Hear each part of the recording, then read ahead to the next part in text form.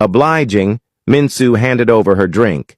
They clinked glasses, toasting to happiness and good health, then drank together. Minsu's phone rang. It was Sunjin.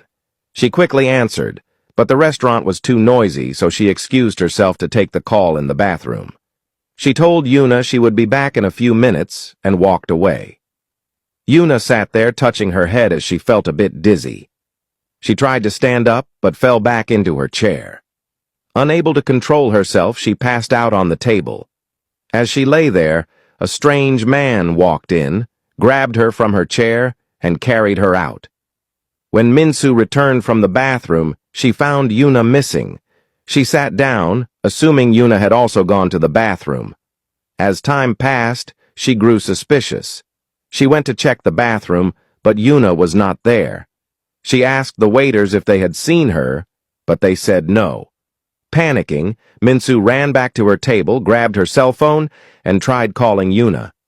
The phone rang from her purse, signaling that she had left it behind. Minsu rushed outside to look for her, but found nothing. She immediately called Sunjin and explained everything, hoping Yuna was safe wherever she was. Later that night, Sunjin and Minsu sat at the police station in distress as Minsu gave her statement. The police officer told them they had to wait 24 hours, and if Yuna did not return, they would officially file a missing person report. Sunjin grew furious upon hearing this, arguing that Yuna had left her belongings behind, which was not normal. The officer explained that situations like this often happened, and that missing girls were sometimes found with their boyfriends. Enraged, Sunjin shot to his feet, insisting that if the police were not going to help, he would find his sister himself. He stormed out of the station, and Minsu followed. Outside, Sunjin told Minsu he would take her home before searching for Yuna.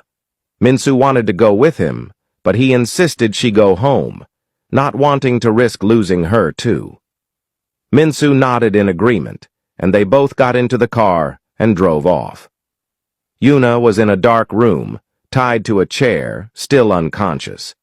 The strange man looked at her for a moment before walking out. Kim arrived shortly after, approaching him to ask if he had taken the girl. The man confirmed, and Kim smiled, thanking him for his work. She entered the small room, but upon seeing Yuna instead of Minsu, she was shocked. Frustrated, she stormed outside and confronted the man, telling him he had kidnapped the wrong girl. The man explained that she had instructed him to take the unconscious girl.